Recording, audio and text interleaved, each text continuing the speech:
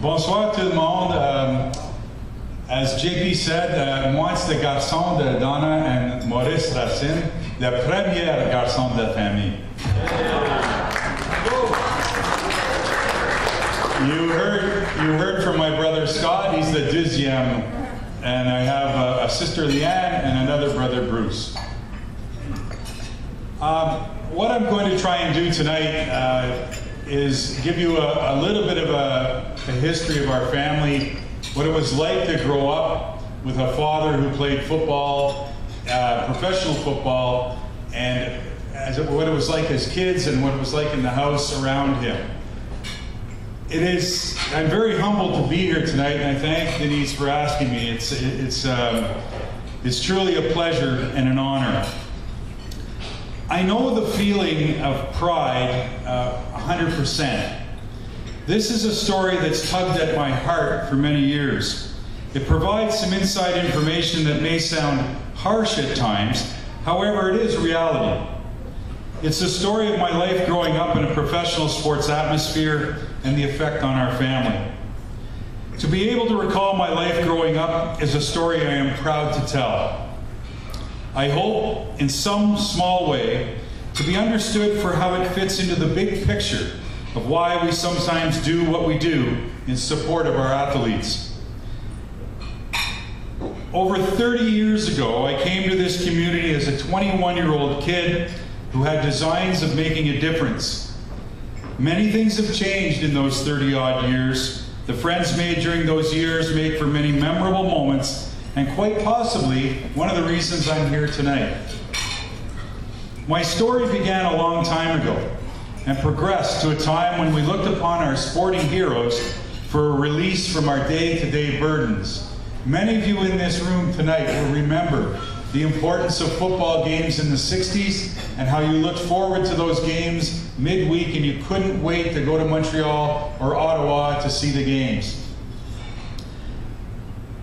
Think back to when you knew all the names of the players on the Montreal Canadiens or the Ottawa Rough Riders or the Montreal Alouettes and maybe the Toronto Maple Leafs. You would argue with your mother on Saturday night because she wanted to watch Lawrence Welk and Hockey Night in Canada was on and there were only 2 channels. When I was about 5 years old, my earliest memory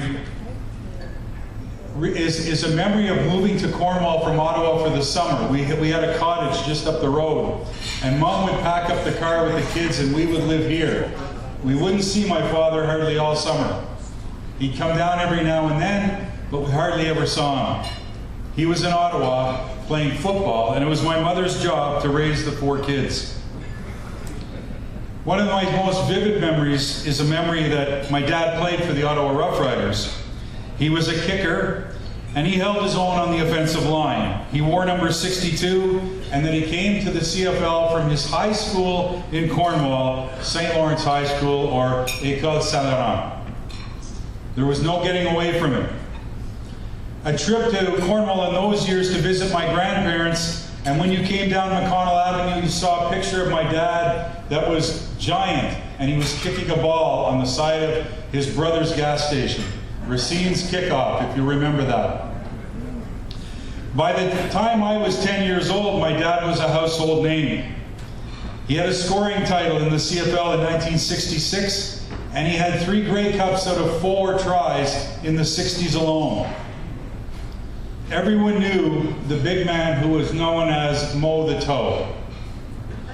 I think the neatest thing about those times was hearing people say, "His dad plays for the Rough Riders." And although we were not spoiled kids, we had a pretty darn good upbringing as far as getting what we needed. But my mother was quick to remind us that it was fine to be proud of your father, but our good fortune did not make us better than anyone else.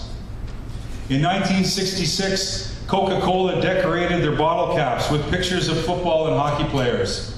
Some of you may remember those. One day in the shopping center with my mother, we found 6 of them with my dad's face on them. We bought the whole package of Coke bottles, the 6-ounce Cokes, and I still have one with the cap on it today. It's got to be one of a kind.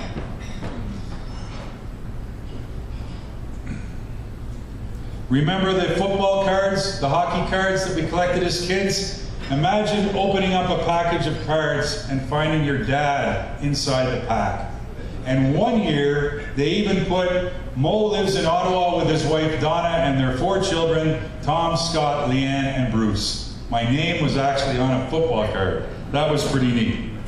Guaranteed that card never made it into the spokes of a bicycle. Some of you remember good. Being the oldest of 4 did have its perks.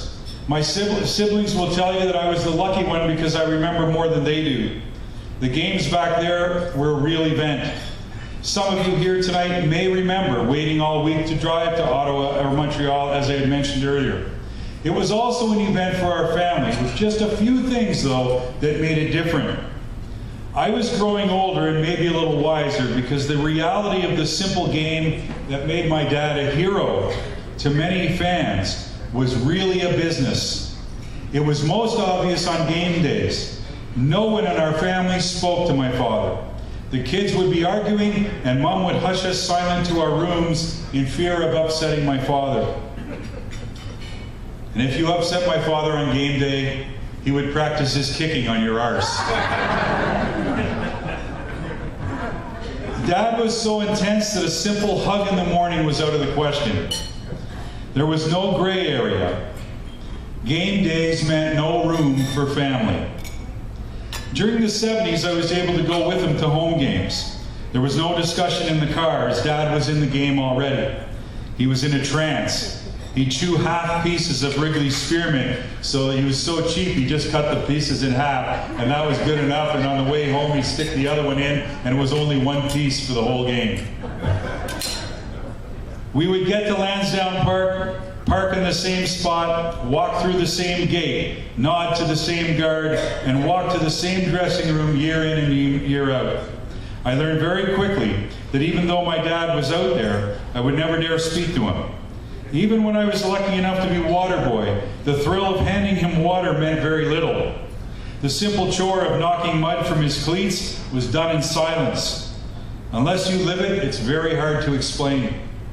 Today we see athletes help each other up after a tackle. They pat opponents on the rear end after a good play, and sometimes after the game they kneel down in prayer. That wouldn't happen in my dad's day, or he'd have been back at Cornwall working in the mill. To even consider it would have cost him his job. Simply put, the battle was over. But even if it was won, it didn't matter. And losing, unacceptable. Winning at all costs was what it was all about. A few years ago, I watched the 1973 Grey Cup game with my dad and my 2 brothers. I watched him watch himself and saw the competitive game face again. To see him hold the Grey Cup high in the air at game's end and search for us across the field brought back many great memories. It also solidified what winning in the pro game is really all about. To the victors go the spoils. Front page of the paper for 2 days. My dad holding the Grey Cup over his head. Another Grey Cup ring, his 4th. And after that game, I received my own Grey Cup ring, the one that he won in 1960. It was his first, and it was from the year I was born. I wear it sometimes, and I never really feel any shame that it's not really mine. It's not a problem in our family because, in fact, if you look at my dad's hand today, he has his Hall of Fame ring on one hand and my brother's 1991 Stanley Cup ring on the other. You can put your fists up, Dad, if you... Yeah, there.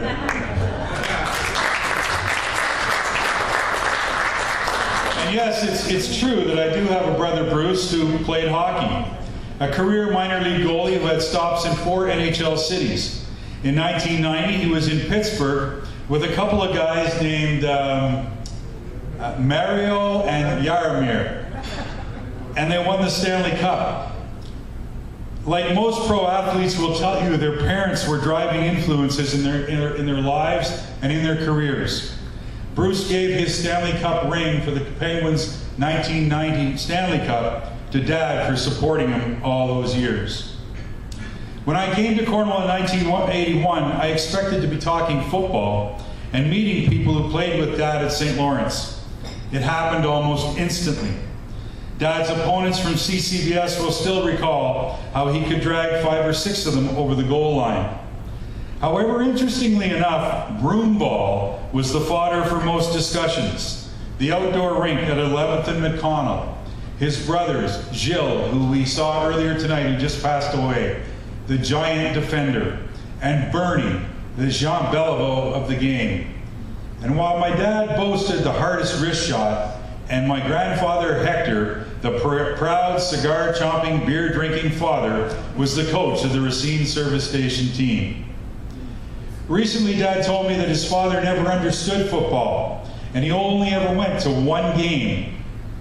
In fact, he hardly acknowledged much about Dad's career at all, except if the game was on at the Grand Hotel.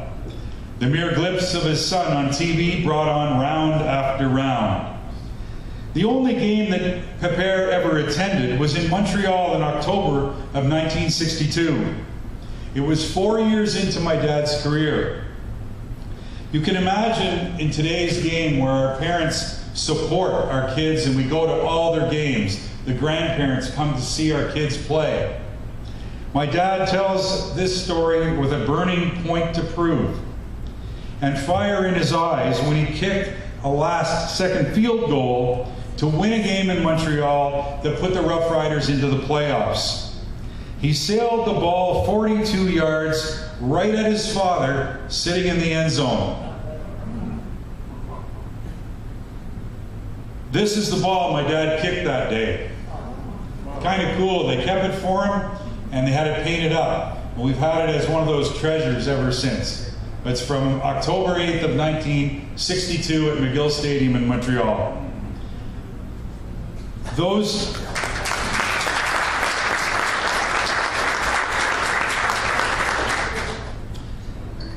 It's easy to have goosebumps, it's easy to get emotional, and I know that it's emotional because that moment is frozen in time. Every time I look at that field today when the Alouettes play there, I see that 42-yard line. And I know that my dad probably does too, because it was 54 years ago, that moment that a stubborn man, my grandfather, allowed a determined boy, becoming a man, to be a man. And as I said, this is the ball that will probably be one of our cherished pieces of memorabilia in our family. And if we look out after, I brought a few other pieces. They're out on the table.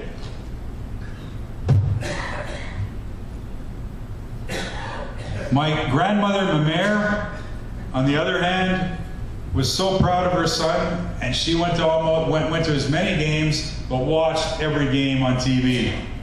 She was proud and encouraged her son to leave right after his father's funeral in 1971, so that Dad could make the opening kickoff for a Saturday afternoon game in Montreal.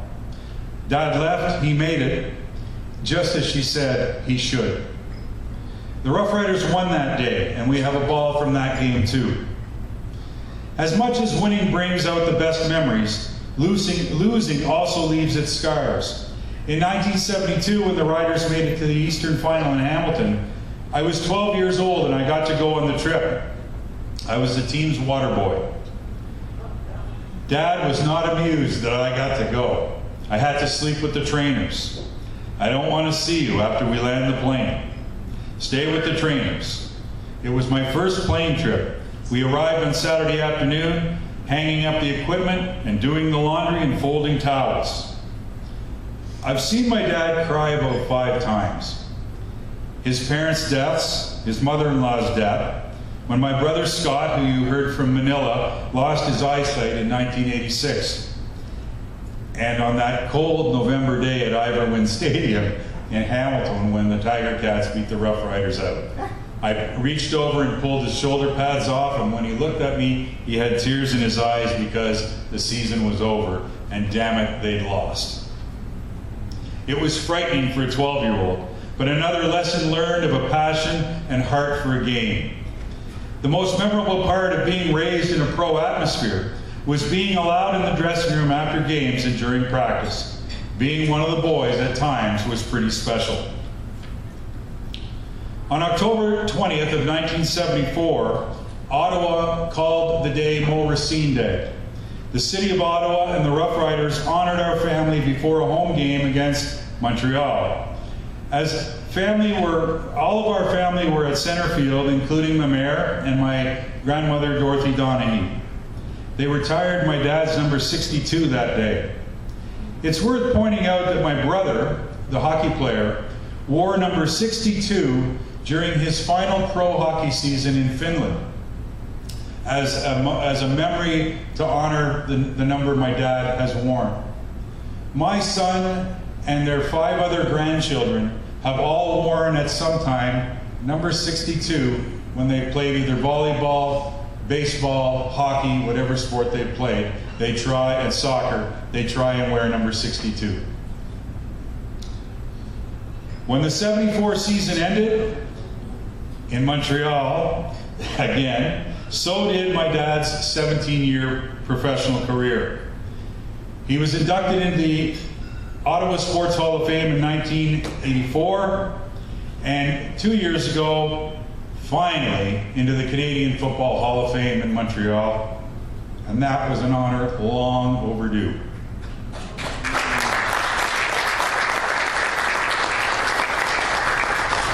As my wife Karen, who is here with me tonight, has said many times, part of our job as parents is to create memories for our children. My adolescent life is filled with those memories. When I was young, listening to games on the radio from faraway places, it left me wondering what those places were like. Where was my father? In Saskatchewan or Winnipeg? And during the summer of 2000, Karen and I and our son Jarrett drove across this amazing country. We stopped in all 5 western cities to see the stadiums where my dad played. Except for Edmonton, they were all there, and there was half of one in Vancouver. But they were all there in generally the same places. It was important to me to see where Dad had played all those years. I mentioned my wife Karen, and I met her when she was 13 years old. It was in October, so in 3 weeks we will celebrate our 34th wedding anniversary. Now, I didn't marry her when she was 13, but we were married about 7 years later. Karen has let me travel countless miles of highway to watch and cover the other love of my life, calling hockey games. All she has to do is snap on the radio, and I better damn well be there, so I pretty much have to go. And speaking of hobbies, as I bring this to a close tonight, there is a 440 square foot room in my basement devoted to collecting sports memorabilia. It's shaped like a hockey rink, and it looks like one too. I have many examples of memorabilia, and at last count 20,000 hockey cards from the early 60s to about the early 1990s. In 2000, I gave Jared an idea to think about, my son. I said, let's look for something sports related to collect forever. For those of you that have ever had to buy hockey cards for your kids or grandchildren, you know they're not a nickel a pack anymore, they're almost $5. Go to Tim Hortons, they're charging you $2 for 3 cards right now. Jared came back to me and he answered, he said, Dad, I kind of like hockey pucks. Since that night, Jared and I have amassed 3,430 hockey pucks. They're all in the basement on display. It's quite something. In 2010, I started writing. I'd been writing for quite a while, but I learned the story of Constable John Robert Davey, a Cornwall police officer who was murdered in the line of duty on September 6th of 1892. I found it intriguing that nobody at the police force or nobody in the city seemed to know anything about this murdered police officer. Police officers get killed in the line of duty. Even 100 years ago, there should be some sort of ceremony. Well, I found that they did have a funeral, and that they brought him to St. Columban Cemetery, where most of you might have been on the bus tour today, and you would have seen it. I pointed out his tombstone. But I found it fascinating that John Robert Davy had 3 boys, and I wondered where they went. So I started to search, and when I found his grave, there was no tombstone on the grave. So in all my research, it was too hard not to write about Davy's story. So this is my first book, Constable Davy, and it's called A Future Lost. And it's the story of Davy's murder and what happened to his family and where they went and where they are today. And in September of 2011, I had 33 members of Davy's family from all over North America, California, Texas, Buffalo, New York, some in Canada, New Hampshire, Massachusetts. They all came to Cornwall for the unveiling of Constable Davy's tombstone, which some of you saw today. It's on the back cover of the book. Shameless plug, I have 2 of these left if anyone's interested. And then I followed that up with something I'd wanted to do for a long time, and that was write my father's memoir. This was an amazing story because it allowed me at least once a week for an hour or 2 at night to sit with my dad and tell stories and listen to those stories and make notes and write them down. And every now and then he would look at me and he says, "I'll tell you a story, but it can't go in the book." And then he would look for my mother and make sure she wasn't anywhere around. But it was a wonderful, wonderful time to be able to sit there and listen to his stories and then write about it. I brought some of these tonight too, and they're out for sale out there if you're interested. But it's a great story of growing up that right after, just before World War II, living through the war years as a young boy, and then how hard it was after, which I'm sure many of you in this room know exactly what I'm talking about and how hard it was, and how hard it was for your parents to raise you in those tough times. And then to be blessed with an enormous size and athletic ability, and to do something like Dad's career of 17 years. So, in saying that, again, I thank you for inviting me to the committee to tell a little bit of the story of our family, what it was like growing up in that sports family, and we're extremely proud to be Racine. See, I said that right. And obviously we'll have the rest of the night to enjoy our fellowship and the music, so thank you very much.